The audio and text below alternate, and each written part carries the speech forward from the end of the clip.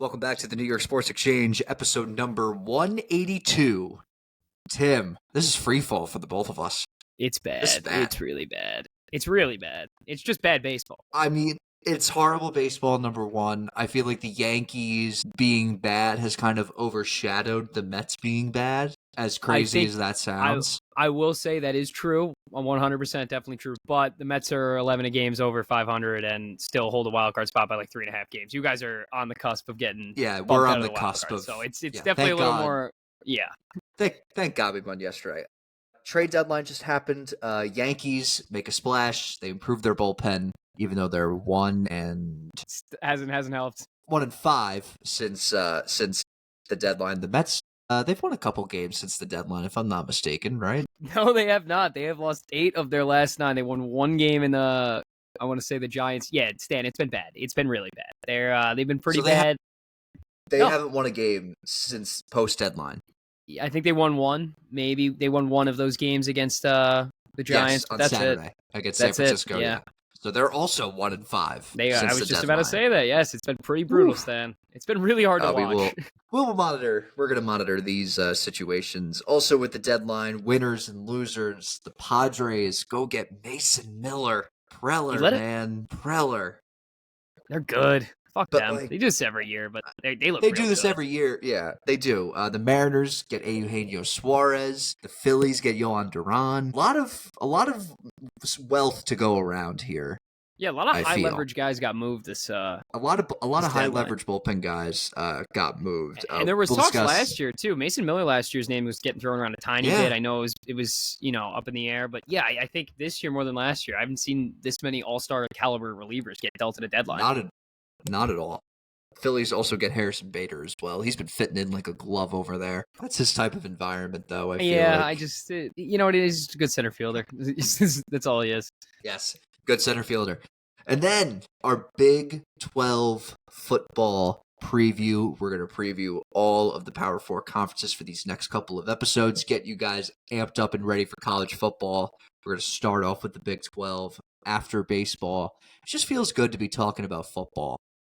Yeah, preseason's on today. Danny Dimes got put in. Anthony Richardson dislocated a finger. So it seems like Daniel Jones is going to be the starting quarterback week 1 for. I think Anthony Richardson starting preseason week 1 was kind of. I feel like every report's been leaning towards Daniel Jones being the starter. So yeah, that's accurate. Yes, the Giants have a preseason game Saturday. So do the Jets. Jackson Dart's gonna get some looks. I'm excited. I feel like this is the first time that I'm gonna be watching preseason football where I'm like, you know what? Like, I'm excited to watch preseason football for my team and just seeing since Daniel Jones was drafted. Could be the next. Yes, honestly, since Saquon, really. But like the thing with Saquon was that he only played like one game and he showed out, and then it was like, okay, like we have to bubble wrap him. So then he only played one preseason game. At least I think that's how it went. Joe Burrow and Jamar Chase are playing today. Really, at all this regular season. Wait, did you see that? Burrow and Chase connected for a touchdown earlier today. What do we do? What are we doing, Cincinnati? Just put him on the bench. What are you doing? I don't know. I don't know. Mahomes is going to be playing as well. Although Andy Reid has always been a starters playing preseason type of guy, but I feel like it's only going to be a series or 2 or something like that. Nowadays, especially, that's so ballsy. Guys get hurt left and right. Like I wouldn't want to do that. I wouldn't touch it. I wouldn't touch it either. It's better to be safe than sorry. All right, let's go to baseball. Yankees and Mets both struggling. Let's start with the Yankees. You get swept in Miami. Thanks a lot, dude. Yeah, dude, they're good. Miami's good. They're kind of sneaky good, right? Like Stowers is kind of a dog. Yeah, well, I'm glad he's out of our division. I'm glad he's your problem now. But yeah. Let's just start with the bullpen because I feel like that's just a glaring issue. So you make all these trades, Camilo Doval, David Bednar, and Jake Bird. And now here's the thing. I like Jake Bird. We bumped him down to AAA. I feel like that was the move to make just because, let him get used to the system, let him get a couple of outs. Just acclimate. In AAA. Let him acclimate. And that's exactly what he did in Scranton. He actually got out of he got out of a bases loaded jam with nobody out. and they made like a sick play with the infield in with one out. It was absurd. So maybe that could be was a that good on thing Yes? for him. Did you see? They had what's it called? Subway Series on Yes, the minor league Subway Series last night on Yes. Oh, did they? Yes. Yeah, it was like Rumble Ponies versus I don't know who the other one is. Against Somerset. Yeah, yep. Patriots. There you go. Let's talk about Devin Williams because it's bad. He's terrible. I don't think I've ever seen. You got rid of your facial hair policy. That's the dude, really? I wouldn't necessarily say he got rid of the facial hair policy. I think that it was going to happen. I think he was a factor in that decision. He was a major stepping stone towards that decision. All right, one could say that. Yes, I'm not gonna go out here and be like Devin Williams is the sole reason why we get a facial hair now. He's a big reason, dude. It's bad. Like now, just when you see him out on the mound, there's no like, oh shit, like this is the close. I hate to sound like a child, but there's no aura. Like his mound presence is like there's none of it. You could just see that he's so just like checked out. He's not attacking guys inside. He's either throwing that changeup. He's either the fastball or that screwball changeup airbender, whatever the fuck you want to call it, and then that's it. He needs to have a third pitch because I feel like if mix he it could just up a at least little like bit, a cutter or something, like a cutter something inside, with a different kind of movement. Because I feel like you're too predictable when you're a 2-pitch pitcher. Yeah, we've seen that a million times. And then but I feel like I said this the other day. I feel like this is the most like pinstripes way heavy case I've ever seen. Like Sonny Gray is an example of just like the pinstripes are too heavy. Carl Pavano, if we want to go way back. Sonny Gray was more your pitching coach. You guys tried to get him out of his comfort zone with his pitches, and then he went back to St. Louis, and he got back to what he was used to, and it all worked out for him. You guys were trying to switch up his scheme, and it didn't work out. Went to Minnesota. Or Minnesota. Yeah, it just didn't work. But Rothschild was a terrorist towards the end of his run with the Yankees. But I think I just think it's the pinstripes way heavy. And now also, Tim, this is a contract year for him. Like financially too. Like this year could fuck him. It's not looking great. And now with the moves that the Yankees made with the bullpen, with getting Duvall, getting Bird, getting Bednar, what are they going to do with Williams and Luke Weaver? You don't really need them. You don't really need them. And now, Tim Hill's going to be back. I feel like there's a clear hierarchy to the bullpen here. But if you don't keep Devin Williams, then that's kind of like we gave up a lot to get him in here, and now you don't want to keep him. It's like, all right, but I mean, we did give up Nestor Cortez, and we did give up Caleb Durbin, who's doing pretty well in Milwaukee right now. And Nestor isn't even on Milwaukee anymore. He's with San Diego now. He made his Padre debut last night. But I just think that, there's some hits and there's some misses, and this one's unfortunately a miss. It feels like a big miss. It feels like a big whiff. It's a big miss, especially when we made this trade and it was like, okay, like our bullpen, like we finally have like our guy as a closer now. Which honestly, in theory, saying like, yeah, but this was the right move. Like looking back on it, you could say 20. No, it was a good move. Yeah. Like I remember being like, this is a good move to make because you go get Fried, and then because the day before they signed Fried, so then it was like, okay, who's going? Because you already have, and this was before we knew about Garrett Cole with the Tommy John and all that, and then the next day they traded Nestor for Devin Williams. So the right move to make, just right process, wrong results. I just think that this is just going to be a miss. I think he's just going to get the Clay Holmes treatment now, where it's like, he's probably going to be pitching middle innings. I think that there should be like a clear hierarchy of the Yankee bullpen where it's like Bednar is going to be closing, Duvall's going to be the setup guy. If you need a strikeout in a high leverage situation, it's probably going to be one of Weaver or Fernando Cruz when he comes back. You need to get lefties out. You got Tim Hill, and then really it's just Williams and I don't even want to say Brent Hedrick. Brent Hedrick's been awesome, but that's more of your innings eater. But am I blanking on somebody else? Los Santos? That should be a part of this Yankee bullpen. De Los Santos has been good. I just think that there isn't really much room for him, and he's going to technically really be the odd man out because he's the one that has options. And that's kind of what happened with Bird as well, where he had options. So yeah, listen, I think if you let Devin Williams walk after this year and another team signs him and then he goes back to what he was, it's like, holy shit, really fucked this up. But I think you take that chance. I think you're right. It's kind of the situation you're in. And you let him walk and you put money towards, I don't even know. What do you put money towards? Yeah. Like you're offensively, you haven't really been producing. as of recent. I know you had that 13 to 12 games. Yeah. Here's the thing. Like, I just feel like we were just stuck in. I think John Boy said it best. We were stuck in quicksand. I just think like pitching and bullpen are good, but then you get shut out, and that offense doesn't do anything. Offense is producing, and then the starting pitching and the bullpen don't do shit. So it's not like, I don't know. Maybe that win in Texas meant something because that's a big win. Now, am I a fan of David Bednar throwing 40-something pitches as a closing pitcher trying to get 5 outs? Absolutely not. But that was the most pitches he's thrown since 22. I know that, but he threw 45 pitches, right? You can't do that. That's not a recipe for success. You can't do that every game, but it's a step in the right direction, right? You can get a big win, especially and also a team that's on your ass.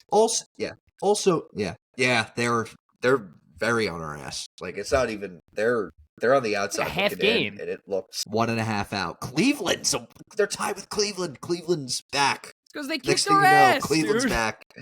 They just swept the Mets. Yeah, it is. Yeah, we'll get to the Mets, but part of the thing too with the bullpen being so gassed is that the starting. I don't think a Yankee starter has gone to 6 innings since last Wednesday. Welcome to the Mets life, dude. Yeah, welcome. Yeah. And part of that's just because walks and all this, and then But that puts such a strain on your bullpen, right? Then you can't have the bullpen continually go out every night and produce the way they do. And we've seen it with the Mets. I mean, not switch to the Mets, but look at the Mets right now. It's the same situation that's going on. These guys are pitching 1 million innings because the starters go 5 innings. Like, that's not going to work. That's not going to work come playoff time. Like, I know you're going to want to put relievers in, but if you have innings on their arms, you can't put them in games. Let's just get to, and I feel like yesterday's win, we're recording this Thursday night, so I'm going to say Wednesday's win. The thing with that was, like, the results were there. I liked the pinch hit for Goldschmidt. Goldschmidt comes in, hits a home run. Mm-hmm. Like, Paul Goldschmidt should be exclusively to lefties. Ben Rice should be exclusively to righties. I don't understand why that's too difficult of a process. You need Ben Rice to catch.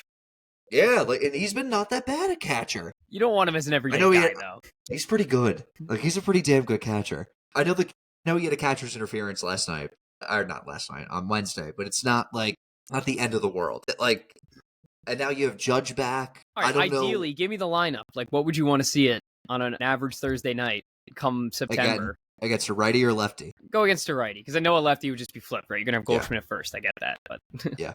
So against a lefty, or a righty, you said, right? Righty, yeah. Righty, I'd go like Dominguez, Judge. Well, give me the positions too. Like, fill the whole lineup out. So Dominguez in left, and then I'm gonna go because it's a righty on the mound, correct? Yeah. Okay.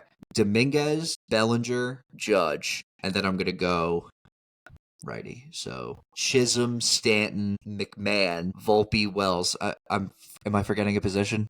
Ben Rice at first base. Oh yeah, Ben Rice at first. So sorry. So Dominguez, Bellinger, Judge, Chisholm, Stanton, Rice, McMahon, Volpe, Wells. All right. And if you're going into playoffs with that, you like in the AL, is that an AL winning lineup right there in your eyes? With how wide open the American League is, I would assume so. Well, Red Sox the new favorite? I mean, are we looking at that right now? I don't know who's going to win the American League. Like, I really don't. Like, the AL East is up for grabs right now. The AL East is anyone's game. It's up for grabs. The Red Sox just extended Roman Anthony, so vibes are high there. I know they had a bad loss to Kansas City last night. Like, honestly, they're a deadline loser if you ask me, the Red Sox, because they just needed one more starter. And there was that 4-minute period where Fox MLB posted that they got Joe Ryan, and then it was quickly deleted. And it was like, oh shit! How do you let that happen? Like, I even saw the alert. I was like, oh shit, Joe Ryan's on the Red Sox. That's huge for them. And then immediately after, I texted my boy. I was like, yo, you guys got Joe Ryan. And like 10 minutes later, I was like, wait, never mind. Yeah, but the Blue Jays, they're kind of on a little bit of a their rotation doesn't scare me. Like, Chris Bassett's on the A's. They scare me. That rotation, I think it's just because they clobber you, they hate you. Like, it's just only against you guys. It seems like they put up their best games. Yes, there's that. Like the Tigers, I didn't really like their deadline. Like, I know they got Kyle Finnegan, but I feel like there were other guys. Looks like Javi Baez again. Yeah. And then out west, the Astros, they get Correa, but the guy's a freaking bum. The guy's ankle's cooked. I'm sorry. The guy's ankle's cooked. And then Yordan Alvarez, is he coming back? I don't know. I haven't heard a single report on him whatsoever. I honestly forgot what happened to him. It was his hand. He got hit by a pitch to the hand, and then something extremely fucked up happened. where it just like delayed the recovery process for him. I think he either comes back playoff time or not at all, because I haven't heard a single report about it. Or next month. Yeah, but the AL's wide open, and so like honestly, you need a hot August. Finish August hot, and it might be yours. Yeah, it might be us. Yeah, let's go with the Mets. Is the pressure of how close this division race is like mounting on the lack of depth of this rotation?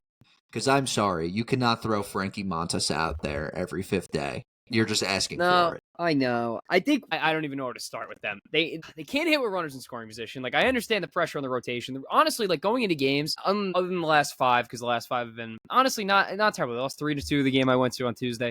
Starting pitching hasn't been atrocious. They just don't go deep into games. The bullpen's kind of been the real problem, but it starts at the plate, Stan. I mean, we haven't scored runs. We're losing games like 6-1, 3-2. We can't we get runners on. We can't score runs. Yeah. It's I don't know. Who do you guys have on Friday? San Diego, I think. Oh. Yeah, we don't have an easy stretch of games, I don't believe. And they are red hot. Oh, no. That's even worse. Dude, they're fucking good, man. I know they're fucking good. They play so good against the Mets. We said it a couple of weeks ago. We were like, Brewers are kind of catching up here. Like, they're only like plus 300 to win the Central. Yeah, they're in the lead right now by 4 games. Yeah, by 4 games. They're in the lead. It's not going to be an easy series. Especially off the last, they almost just got no hit in the last game they played against, which was if anyone watched that game, it was the at bats of just brutal. I have no words. They were just so brutal, and it's the swings they're taking. They're swinging at bad pitches. They're making weak contacts. A lot of pop outs. A lot of rollovers. It's a lot of strikeouts actually. As of recently, they've been swinging and missing a ton, and it goes down the line. I know Brett Beatty had a hot month, dude. Brett Beatty's not an MLB player. He's not. He's betting 215 and like a slugging of like 500 since like that hot stretch he had in what feels like April now. He's been terrible. Vientos has been hitting. That's okay. Mauricio, I love him. He's like 0 for 12 in his last 12 at bats. Lindor hasn't been getting on. Soto, although he's getting on, he can't hit with runners in scoring position. He's batting 168 runners in scoring position. That's bad. Bad. They can't plug anything together. They can't get Cedric Mullins. Great, we got him here. He hasn't got on base. I mean, he's got on base twice. Like, that's fine. He hasn't really done much. But it's the guy, like the main core guys. They just haven't been producing, and it's been trickling down the lineup, and it has that rollover effect where the top guys aren't producing, the bottom guys aren't going to produce, and it just keeps trickling and trickling and rolling over. And I want to say, I really want to blame this on the pressure of Pete Alonso breaking the home run record. I think maybe, I know we had the similar situation, the Met home run record. Yeah, similar situation with Judge when he was in that stretch. Remember, the Yankees were kind of losing games because it was like, oh, he's got to hit the homer, and then finally he hit it. There was a point, I remember, when all that shit was happening. It was like, we still need to win the division. Like, right. Can we win the division? Exactly. And then he hit that homer, and you guys went on a tear. So I'm thinking maybe we get a homer and things start rolling over. Not really. Well, it got better. All right, I'm trying to be positive. If they maybe just take some pressure off anyone, but it's not good right now. It's really not good. It isn't. Are you worried about Soto? He gets on base so much, and like I'm not a huge big advanced stats guy. I understand how important they are, and I understand he's got he hits the hardest balls in the NL, whatever. Dude, if you can't hit with runners in scoring position, you're fucking not useless, but like I don't care how many walks you get. Like, there's a guy at second base, you got to hit him in. I wouldn't say I'm worried, Stan, but I'm a little more annoyed than anything because he still gets on base a ton, but he can't hit with runners on. It doesn't make any sense. The results just aren't there. Yeah, it just doesn't make sense. Do you think like guys like Sproat, and I'm forgetting what the other guy's name is, like Brandon Sproat, should they be called up just to have an abled body there? I honestly would have said no early in the year. Now I think a guy like Sproat definitely could get a call up. I wouldn't want to call up a guy like Jhoan. I'd let him down. Not him. I'd leave him in minors and let him deal. But yeah, a guy like Sproat, you can call. I mean, they're calling. When Tidwell was here, he was getting called up. He was terrible, but he was getting called up. Maybe just call up another guy. Give us a spark, anything, because it's not working out right now. The product is just not good. Speaking of Sproat, let's talk about your trades. You guys bolster your bullpen, which hasn't helped. Hasn't really helped, but I mean, you guys haven't been winning games. That's sort of. I feel like if you're winning games, then your bullpen will be.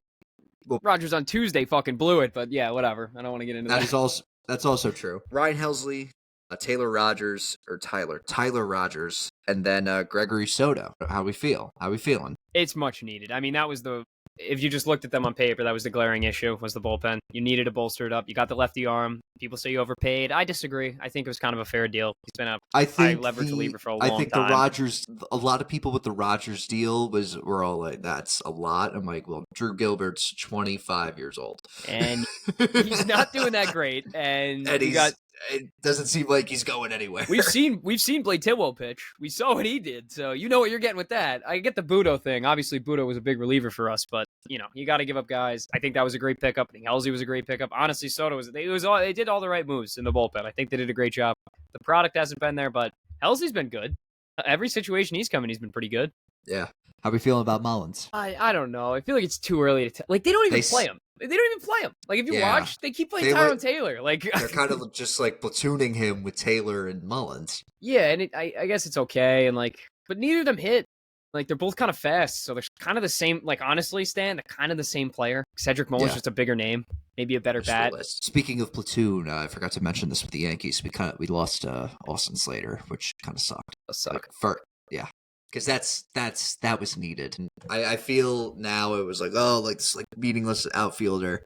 But they become meaningful. They become meaningful. Oh yeah, like you see his numbers against lefties. I'm like, that's why we got him. And you need a guy a guy needs a day off. First at bat of the game, he just freaking pulls his hamstring. So yeah, not ideal, but he'll be back. I think he will be. Hopefully he will be. But I want to ask you a question regarding the Mets, just from an outside perspective as a baseball fan.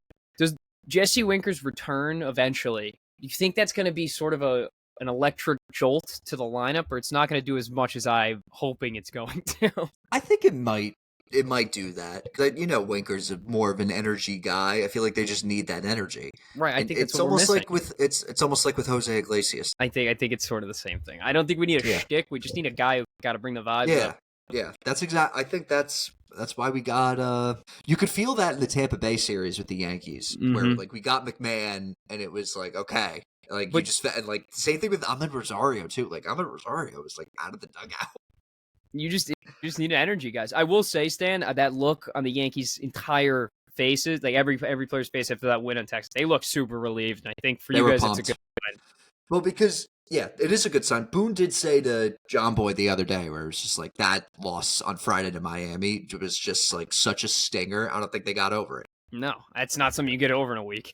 Also, let me also say this. Shout out to Anthony Volpe. He's become like Jameis Winston. He's become Jameis Winston. Like that. Yeah, that's literally what he is. That's what he is. That's what he is now. He's Jameis Winston. Hanley Ramirez made a fucking career out of it. He did. You can't field? Hit some homers, man. Get on base. He absolutely did. I believe since the deadline, I saw a stat. He hit one 450 the other night too, Volpe. Who the fuck thought he could do that? Yeah, I was like, I remember seeing that home run. I was like, 450? No shot. No fucking shot that was 450. But Anthony Volpe, in the second half of the year, 146 weighted runs created, plus a 919 OPS, 7 home runs, and a 627 slugging. He's hot, man. That's an all-star shortstop. I mean, I would hope so.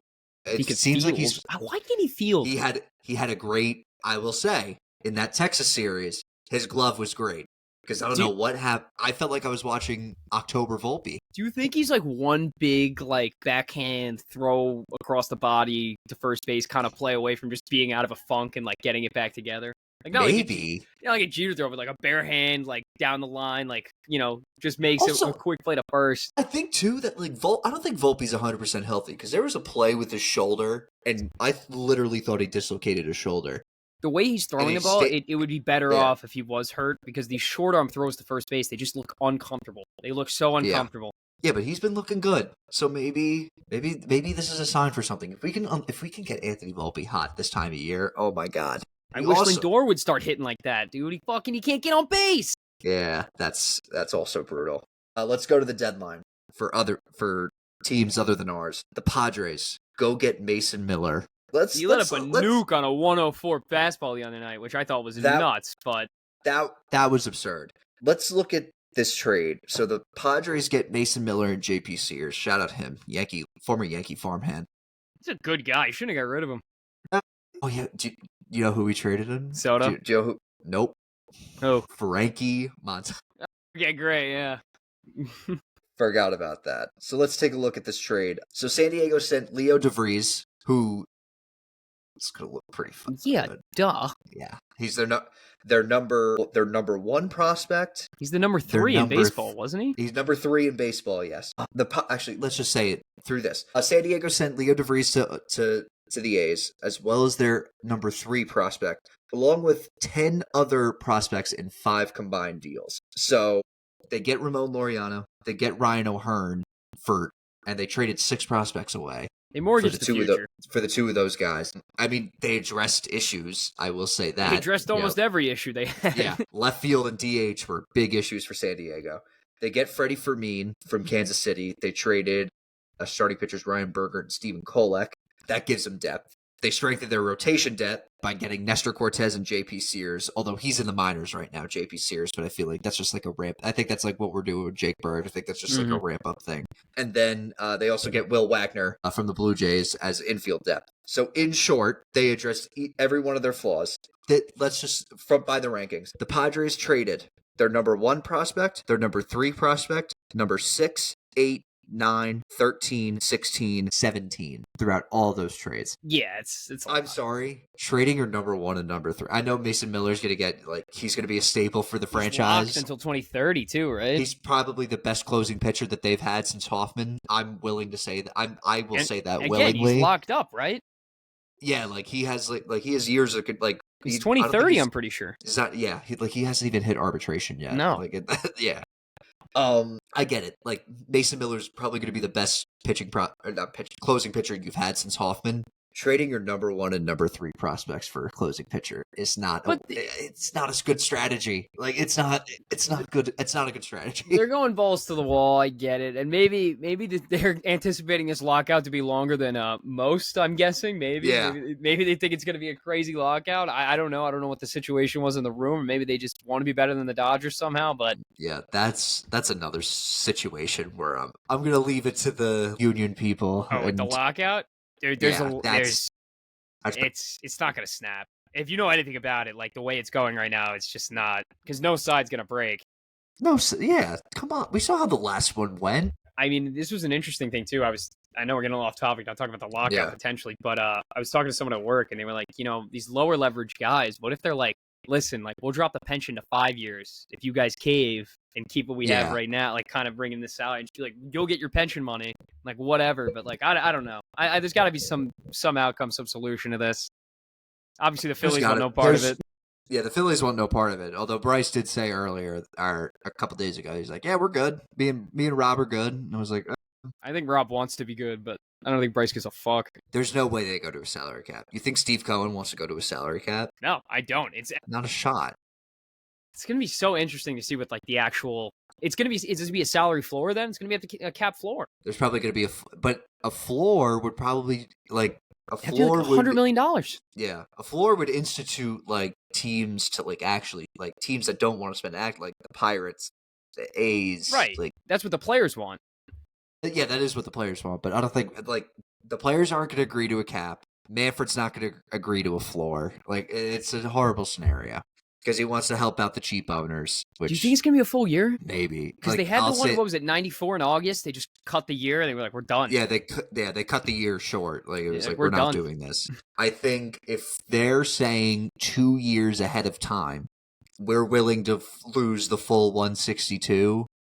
That's not good. No, that's not good at all. But then, how would that roll over with the player, the fringe guys who are well, we're not making enough money, and this isn't now I got to go get another job. I don't know what this whole situation is going to turn into. It's a tough scene. It's a very tough scene. Another one, the head of the players union is all the top paid players, so it's not like their stance is pretty. Yeah, it's not like that. Yeah, I mean, if I'm Juan Soto, you think I want to lose my $750 million contract? It makes no sense. No, it doesn't make sense at all.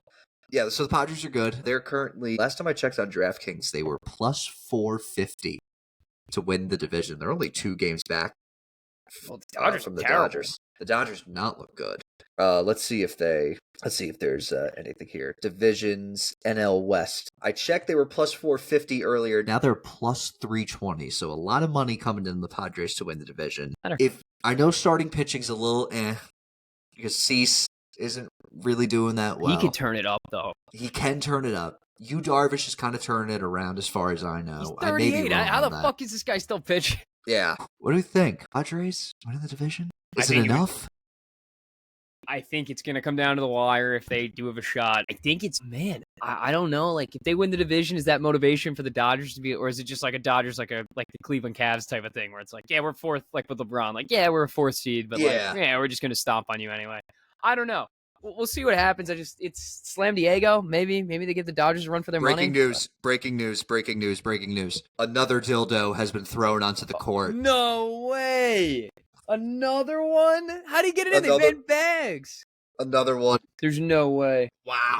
Oh my God. That's crazy. You would have thought that like a free agent signing happened with the way that we just like reacted to this. Another one. I'm sending it to Tim right now. Oh my God. That's crazy. Another dildo. That's crazy. Oh, it's not green though, it's purple. Oh, but they did it at the end of the game though. That's kind of stupid. They did it with like 8 seconds left. Still got there. This is something. Damn. All right. Well, whatever. Unbelievable. But anyway, let's go to the Mariners. That's another team that I think won the deadline. Oh, man. Let me send that in that group chat now. All right. Yeah, that's insane. All right, whatever. We should probably get off this topic because I don't. Okay. What world do we live in right now? Kind of nuts. All right. Let's talk about the Mariners. They get Eugenio Suarez and Josh Naylor. Josh Naylor left today's game with shoulder soreness. Manager Dan Wilson just said it's day to day, and they avoided kind of worst case scenario with that. Now, Eugenio Suarez, this is a big get for him. It's also huge. It's also best case scenario for them because this is a place that he's familiar with. He's played in Seattle. He did very well for himself in Seattle too, if I'm not mistaken. And now we look at this division with the Astros kind of not necessarily on the decline. I know they had a pretty bad losing streak. Seattle's only 1.5 out. They got the pitching to do it. Is this finally the year where, because they've always been sort of that team where it's like, yeah, they're good, but they don't make it. Like, they're never going to make it. Is this year they kind of have a shot? The thing with this team was always, I remember like a couple years ago when the year that they beat Toronto in the wild card series, where they had that like big comeback, they were down 7-0 and won like 12-7 or something like that. That year they got the hitting, they got Luis Castillo, but it was like, okay, they need the hitting, and they were able to do that. J-Rod was able to kind of like carry the load here, but J-Rod's not doing too hot. It's all about Cal Raleigh right now, and they got Naylor and they got Suarez, and it was sort of like, okay, like they have it, but can they prove it? Because I feel like every time Seattle got hitting within the past couple of years, the hitting never really panned out. It never showed up, right? Yeah, obviously. The direction they're going in this year, they feel more of like a legitimate threat than past years. Because again, like they've always been that team. Again, especially with the AL Open. Usually there's the AL's been locked up where it's like, oh, they don't really have a shot. They're kind of making a run. Like, they're not better than this team, not better than this team. I'm in no position to say they're not better than anyone in the AL right now. They're a pretty fucking good team. With the pitching they have, I think you're right. The bat they got, Suarez is, he's established. It's not like a he's not like a one year wonder kind of guy. He's an established home run hitter, and he's having a great year. So I think this was the right move. It was them or the Yankees, and they snapped on it.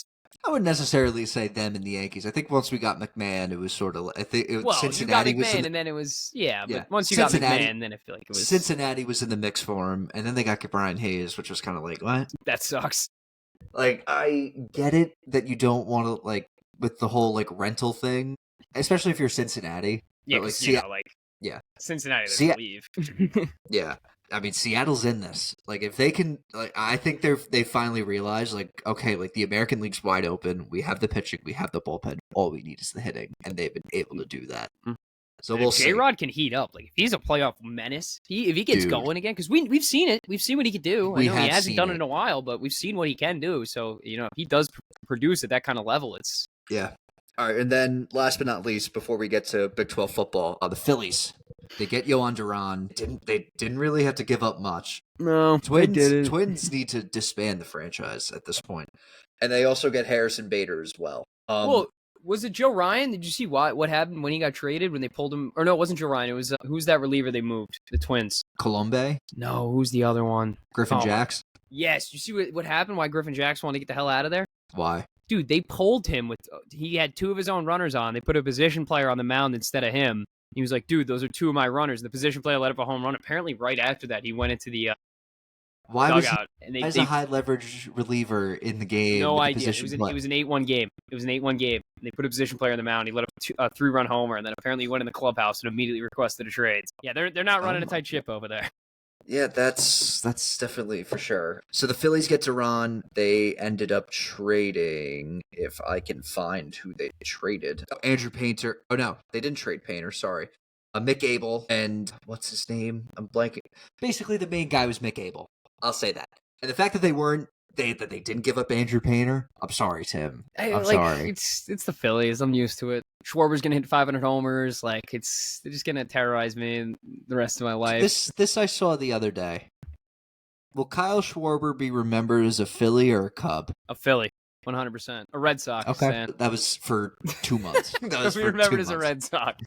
Yeah, that year, man. Oh my God, that was a horrible, horrible year. People forget. Just like the way that the Yankees went out number 1, like the way, and then it was like I think the White Sox were in it. Like the Astros beat the White Sox, and then it was like Red Sox Rays. It was like I hate both teams, and then the Red Sox won. It was like I still hate both teams. All right, okay, football, college football, Big 12 football preview. We're gonna preview every team, sort of rapid fire. How are we feeling? How are we feeling about college football as a whole this year? I'm excited. Second year of the new playoff format. It's going to be interesting, I think. And they already changed it.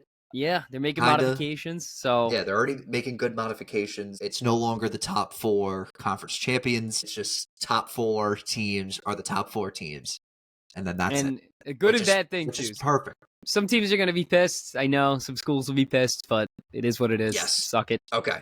Yeah, that's true. All right. My number 1 team. Let's start. And it's not even power rankings. I think that I have 6 teams on a column where it's just like these guys can win it all, and I feel or not win it all, but win the conference. The division, definitely, the conference, definitely make the playoff. For starters, I have Baylor. Baylor brings back a lot. Sawyer Robertson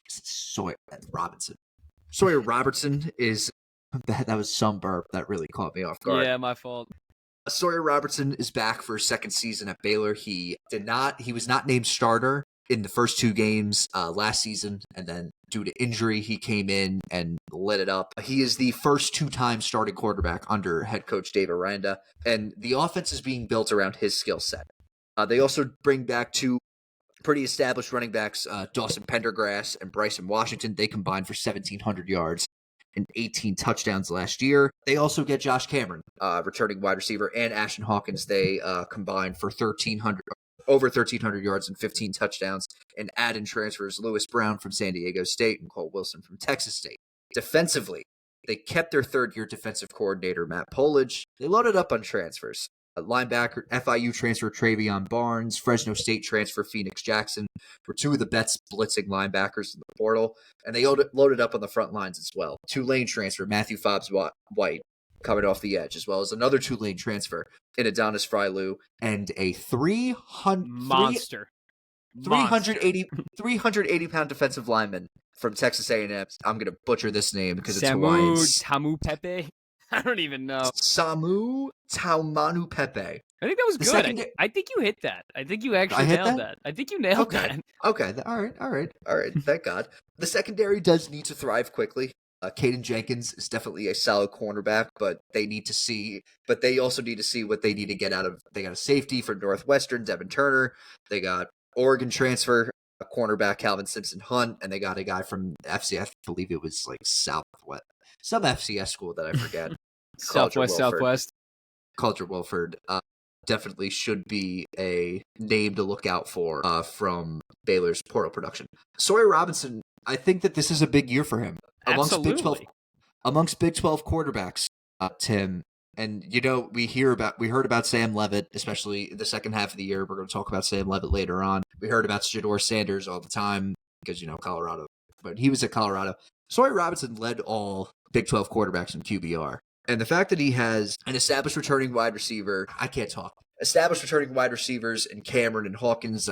I know they combined for 1,300 yards and 15 touchdowns, and they got pretty solid receivers in the portal with Brown and Wilson. This might be, I think Baylor's the most set up because there was a point in the year last year where they had a Hail Mary. The Hail Mary lost to Colorado. Then they lost to BYU in overtime, and they were 2-4. And it was like, oh shit, like Aranda might be out the door. And this is a guy that won the Big 12 championship in year one. And then all of a sudden, this steep drop-off happens. I think the opposite. Honestly, Baylor could be the favorite to win the Big 12. I think they're my favorite to win the Big 12. I'm not against that. Again, I think the real advantage here is now you have a full year under the system. So it's for a second-year quarterback who, again, led in QBR, like you just said, like it only should go up from here. It shouldn't be any worse than it was. It should be better. Like theoretically, it should be better. And at 3, like I don't think people understand how big a 380-pound person is. Like having a monster on the D line like that, like especially in college football, he's gonna run over some guys. So I think Baylor's set up pretty nicely here, and they got a good shot at winning it. Yeah. My number 2 team. I have Utah. The Cam Rising era in Utah is over. No more. Even with, to make a long story short, let's just say this. They are a major turnaround candidate in 2025. They do hire Jason Beck. He's a crafty offensive coordinator from New Mexico. He led New Mexico to their best offense in like 8 years. He also brings some luggage with him. Just named starter, Devin Dampier. He also brought in Whittingham also brought in 4 running backs, Wayshawn Parker from Wazoo, Nicorey Rogers from New Mexico as well, just to name a few. Pretty much just brought the whole offense with him. Basically did, and he brought in 6 wide receivers. The O-line's already stable. Last year's top 6 is back, including All-Americans tackle Spencer Fano. Look out for him in a couple NFL mock drafts coming in. So, I mean, again, Utah is a team that's just built through the trenches, and they can win up front. It's just that the offensive production was so bad last year. You know who was quarterbacking them when Rising went down? Who? Zach Wilson's brother. Oh, yeah. Oh, great. Yeah. That's peak performance right there. There you go.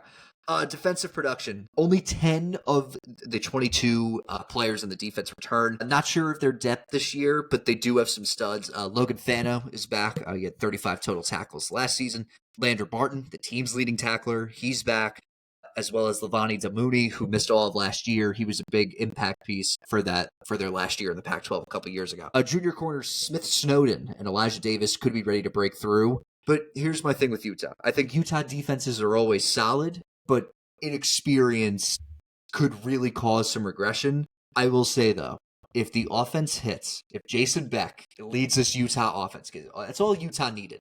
Because once Cam Rising went down, it was like, oh, fuck, the offense is screwed, season's done. If they're able to get something here, let's just say, I think Dampier can do it with the arms, he can do it with the legs. I believe he ran for over, 1,800 pre-sack rushing yards. Familiar with the guys he's going to be throwing to. I mean, he brought in 6 wide receivers. Yeah, he's brought in 6 wide receivers, one of them New Mexico. He brought in a running back, another one from New Mexico. Like, it's set up. If the offense hits, then it kind of like distracts the how inexperienced the defense is. It's going to be big in the secondary. I think that secondary, they're going to have to show out this year. I think you're right. Smith and Snowden and Davis, if they don't have a good year, and like you said, you have 10 of 25 returners coming back. Like inexperience, a huge thing. But if the secondary is not clicking and on the same page, I saw it with the Jets a lot, which fucking sucks. But when they're not all on the same page, there's a lot of open holes, and it's not fun to watch. Number 3, we have Iowa State. Rocco Becht is back for another year, as well as junior running backs Carson Hansen and Abu Sama III. They have an enormous offensive line. 6 returnees back, all with starting experience. Average size, 6'6", 322 pounds. Here's the thing with Iowa State. Jesus fuck. Yeah. Here's the thing with Iowa State. Jaden Higgins, Jalen Noel, NFL, gone. And the leading returning wideout had only 11 catches. So new playmakers must emerge for Iowa State. That's a real problem. That is a big problem. They do bring in Chase Sowell, East Carolina transfer. They do get a senior Daniel Jackson. He's back after missing all of last year. They have untested youngsters. The playmakers must emerge. I think that's the big issue with the offense here. Iowa State went to the Big 12 title game last year.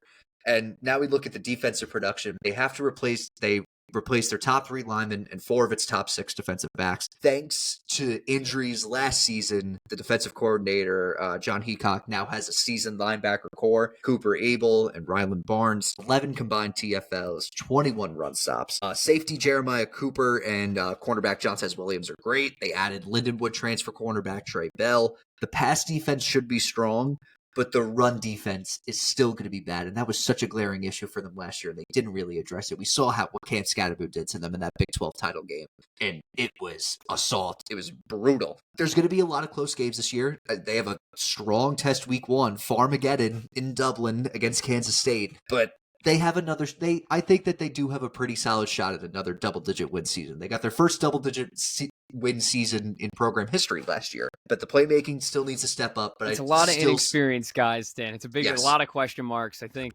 if you don't like, it's not like a solid opposite. It's very opposite ends of the spectrum because Beck's like he captained a steady ship at last year, and they get the 2 running backs back in Hansen and Sama, but. Dude, that defense, man. If they run into any good running back, they're screwed. And that's a big test, too. Because I don't think the offense is good enough to shadow that, though. Especially when you're losing top 2 guys. They don't have playmakers either. And now here's the thing. You're playing Kansas State week 1. That's a big rivalry game, too, by the way. And that's top 5 college football rivalry name ever with Farmageddon. But Farmageddon. You gotta go up against Dylan Edwards, who's already a top 10 running back in the country, week 1, and you're already overseas. It's already a mindfuck. Yeah, like nothing's really in your favor in that game. So I don't know. It's going to be an interesting year for them, Stan. To be honest with you, I don't have so much faith in them. They don't have that much stability, which is kind of what you need in college football. That is true. Our number 4 team. I keep on saying our number 4 team. Our number 4 team. The reigning Big 12 champion, Arizona State Sun Devils. What will they be without Cam?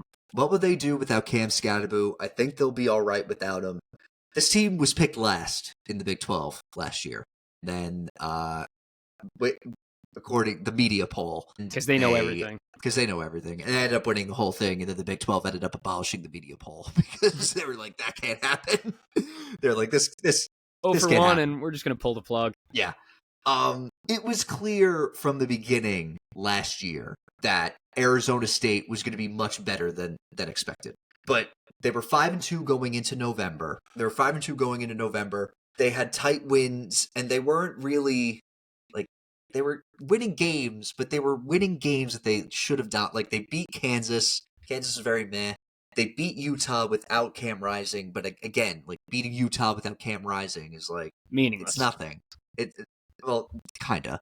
And they beat Texas State, and then they were able to dominate Mississippi State. But once November hit, Sam Leavitt turned into one of the best. Honestly, I would argue that Leavitt was almost as good as Scatterbo. Well, it could also be they're bouncing off each other. That's take a little pressure true. up, yeah. From November onward, Leavitt ranked 3rd nationally in total QBR, despite major issues to his receiving core. Speaking of the receiving core, Jordan Tyson's back, and that's going to be so big for them. Like I would not be shocked if Jordan Tyson's a 1st-round pick. You also bring back tight end. Is it Chaman? Chaman?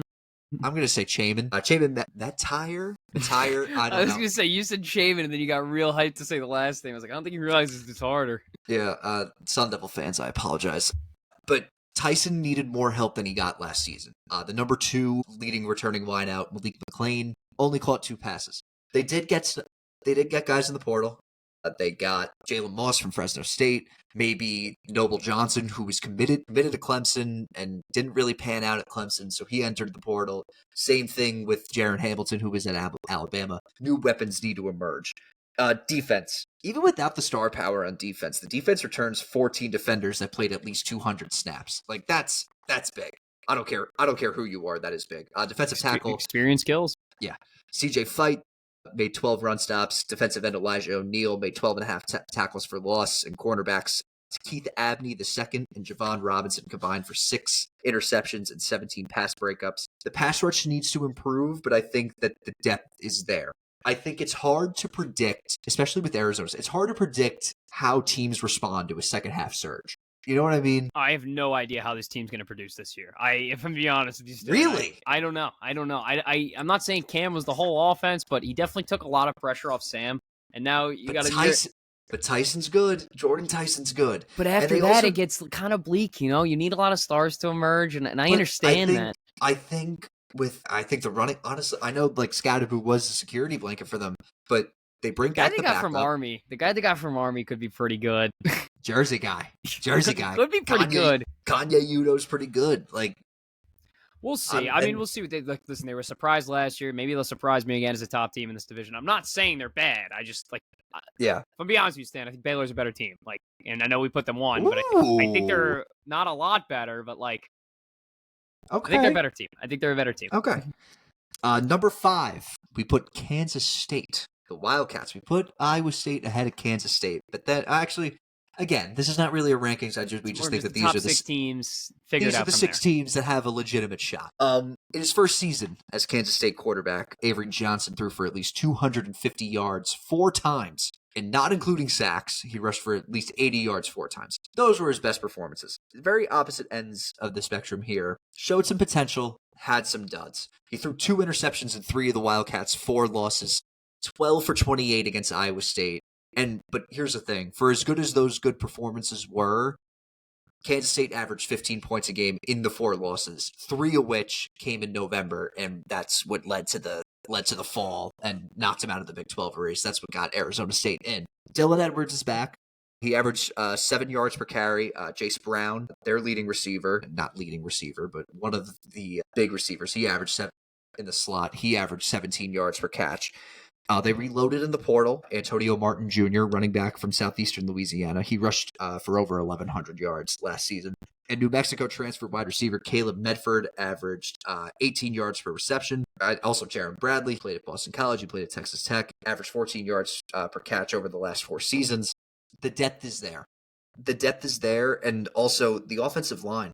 All Big 12 center Sam Hecht is back. 4 transfer linemen. If the offensive line's able to hold up, you know, they have a new offensive coordinator too with Matt Wells. If he's able to get to Avery Johnson, this team's going places. Are they like a sneaky favorite, you think, to maybe like if things go right in the first 2 weeks? Well, because it's a big test week 1 or week 0 technically, because you do have Farmageddon. If you get that win in a rivalry game, especially, you're already 1-0 in conference play. Overseas as well. Let's see. Let's take a look at the Big 12 odds. Futures conference winner in the Big 12. Kansas State, currently the favorite at plus 550. Arizona State also at plus 550. Then Utah, Texas Tech, Baylor, TCU. Iowa State's plus 1,100. Maybe if Iowa State wins. Maybe a sneaky pick. Maybe a sneaky pick. They got to make it to the game. It's for the game winner. But yeah, let's take a look at the defense. The defense has been consistent under defensive coordinator Joe Klanderman. They returned 4 of their top 6 players with 6 or more tackles for loss. Ends Chidi Obiazor and Toby Osunsami, and linebackers Desmond Purnell and Austin Romaine. Romaine's the anchor of that defense. I think that he's easily their best defensive player. Their leading sack getter, Brendan Mott, is gone. That's a big loss. That's a big loss for them. And here's the thing. The secondary was not that good to begin with, and they're not good right now. I think, and they do have senior safety VJ Payne. He had 5 run stops, 6 passes defended. I'm also intrigued by West Georgia transfer Q Moss. He had 9 tackles for losses, defended 4 passes. It's possible that the defense becomes even more all or nothing than last year's, because if that pass rush isn't there, that secondary is going to get exposed, and it's not going to be good. But I really like this offense. Do you think the offense is enough to like kind of pull them to a top spot? Maybe the offense could be if Wells gets to Johnson and it's like and fixes him, not like necessarily like fixes him, but like rights the wrongs, like a Josh Allen type of thing. You know what I mean? Where like they figured out his interception problem and it all took off. They already have the run game. Like Dylan Edwards, he was the stud running back in Colorado in Deion's first year. Like top 5.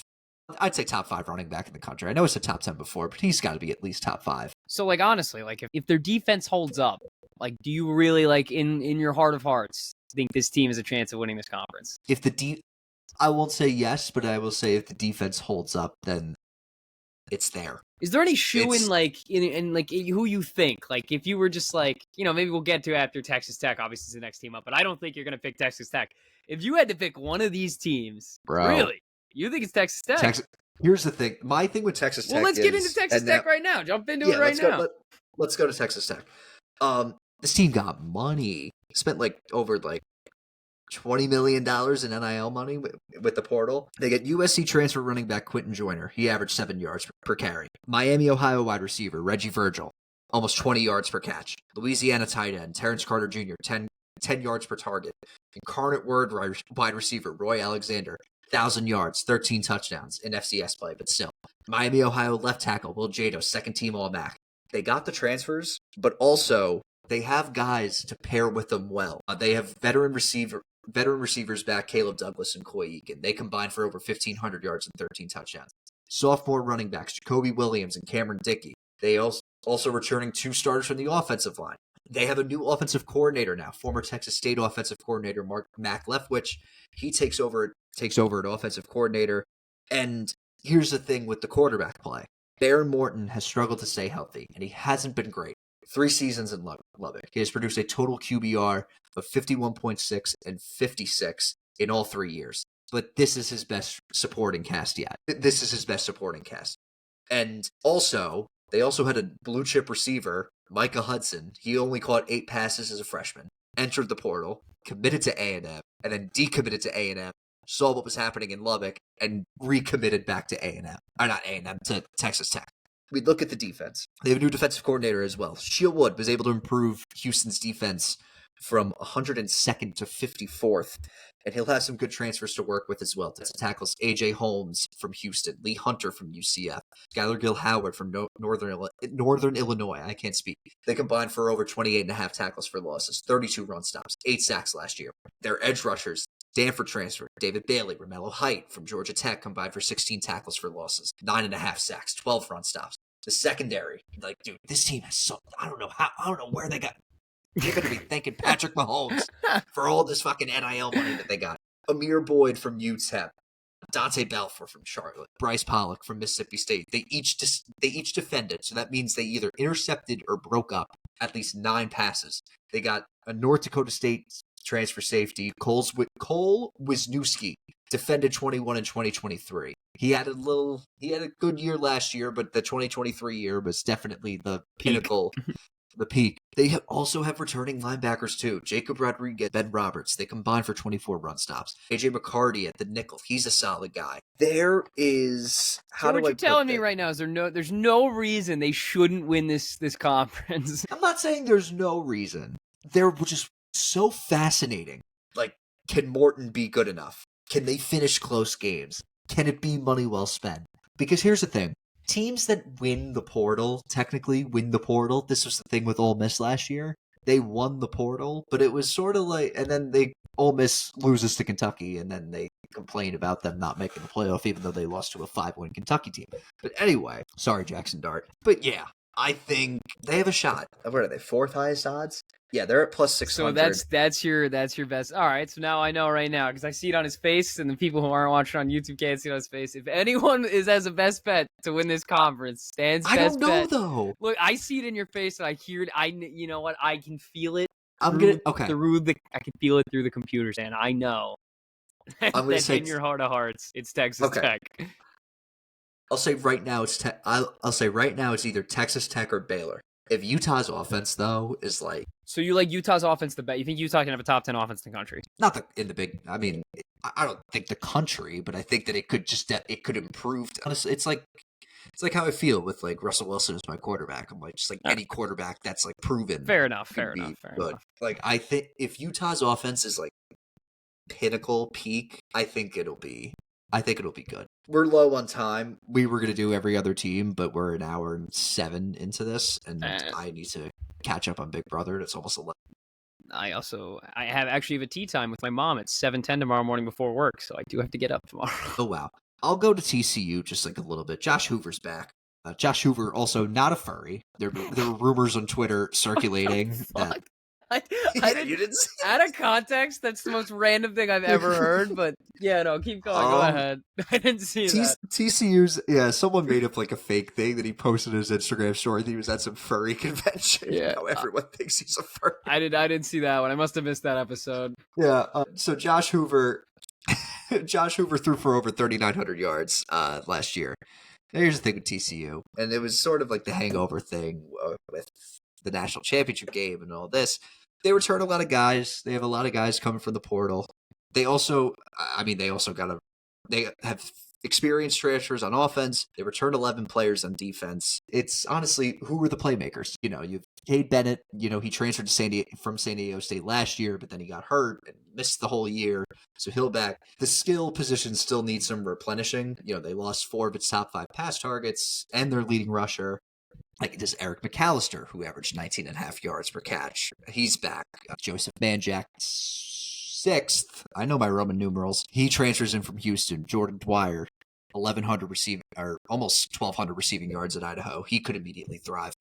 But things could go completely different because they have younger guys like Jordan Bailey, Braylon James, Dozie Ezukanma. Like, if they emerge, then it's like, okay, like there's a future here. People are big in TCU. They returned 11 players in defense as well, who saw at least 200 snaps. That's always big. A lot of linebackers, cornerbacks. They lose their sack leader. Actually, no. Sorry, they bring back their sack leader. Sorry, Davian Deal. He's great. The secondary, Bud Clark. The secondary is loaded with seniors.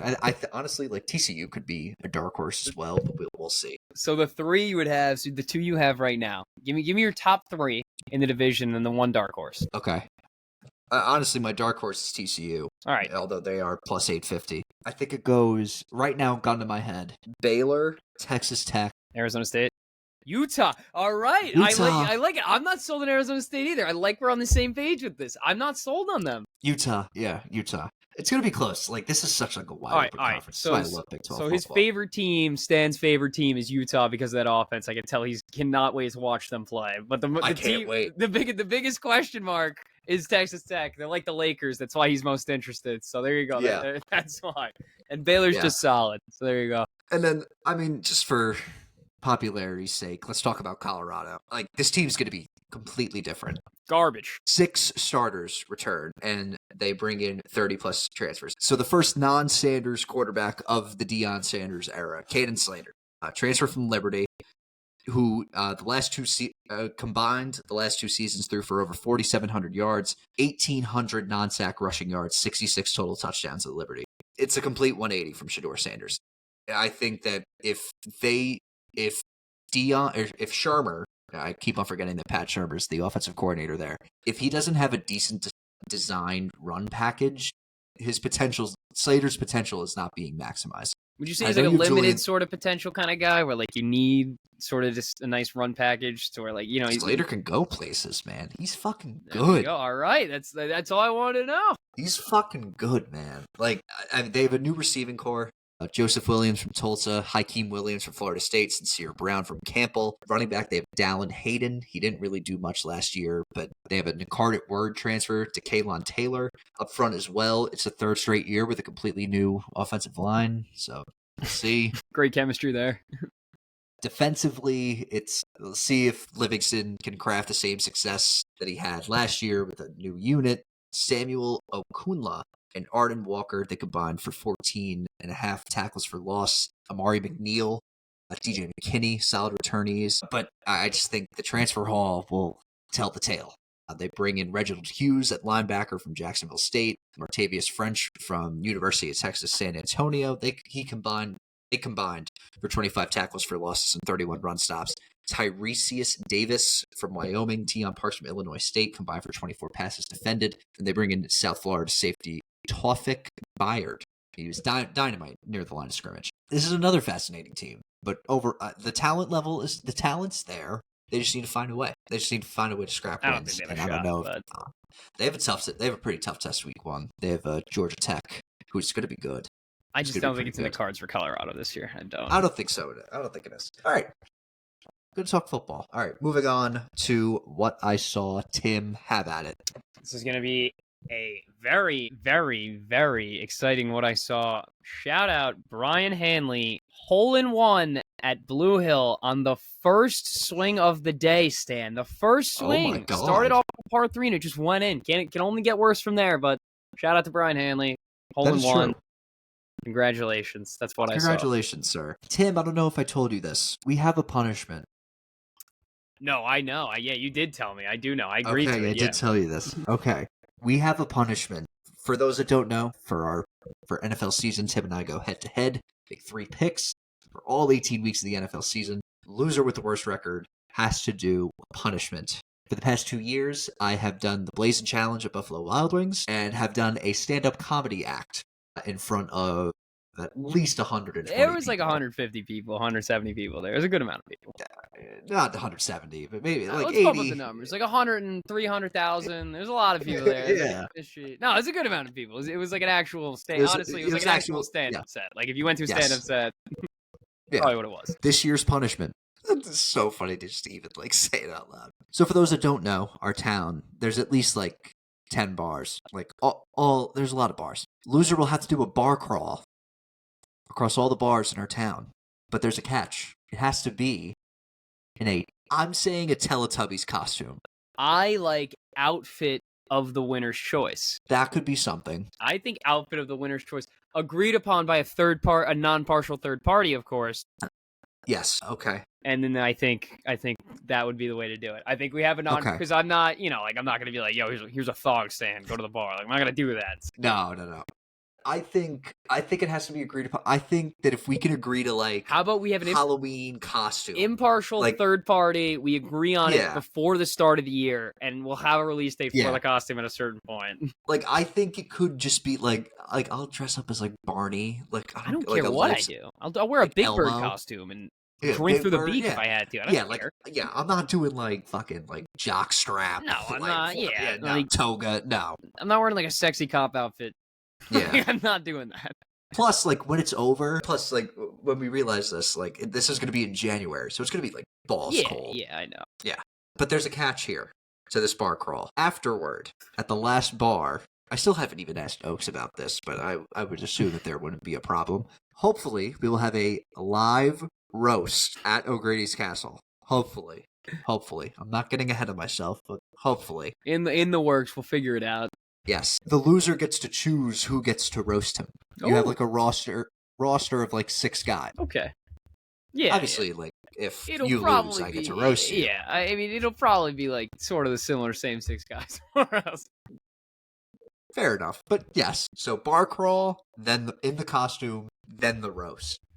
I like it. Which should be scenes. Like that's honestly. It'd be criminal for the trifecta stand, bar crawl, stand-up routine, blazing challenge. Yeah, that would be a triple crown all in one night. That would be a rough 0-3. I think we got to do it like Comedy Central style, where it's like everyone that's available is fair game. Who's there? You can roast whoever the hell you want. Oh yeah, I'd love roast. It would be so funny, Stan, if we did it, and then we were just like, they just like picked on one guy instead. Like everyone went up and was just like, I want to talk about Aiden instead. That's what they did with roast of Rob Lowe. Yeah, like wasn't even Rob Lowe getting roasted. It was no, Ann Coulter. For those that don't know, right? Yeah. Ann Coulter's here. Who's scaring away the crows from all of our crimes?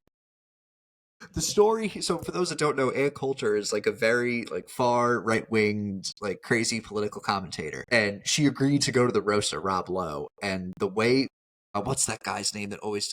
Jeff Ross? Yeah. Jeff Ross said that in the writer's room, as soon as they found out that Ann Coulter was going to be there, the jokes went from writing about Rob Lowe to writing about Ann Coulter. Like, it literally was the roast of Ann Coulter featuring Rob Lowe. Like, my favorite is Peyton Manning. Do you know what he said? What? He goes, I'm not the only athlete on the stage. People forget that Ann Coulter won the Kentucky Derby. Yeah, no. Yeah, just like... It just turns into like the roast of somebody else. Just like, oh shit, why did I come to this? Oh my god. Can you imagine we like just I think there's no limitations. It could go balls to the wall. Obviously, we'll have to, if it does happen. Well, it's all hypothetical, but if it does happen, it'd have to be agreed upon by the bar for certain things we can and cannot say. But that is true. Of course, hopefully this will be live streamed. Hopefully with better equipment. But I would assume. I think it was good. I thought it was good. The live stream did well. Yeah. I just remember after 5 minutes, because I was in the staging area, so they say, and then I came back out and I saw how many people were in there, and there was 40 people. I was like, oh my god. Yeah, and then it started filling out. Yeah, 5 minutes. The live stream at its peak, I think, was 70 something.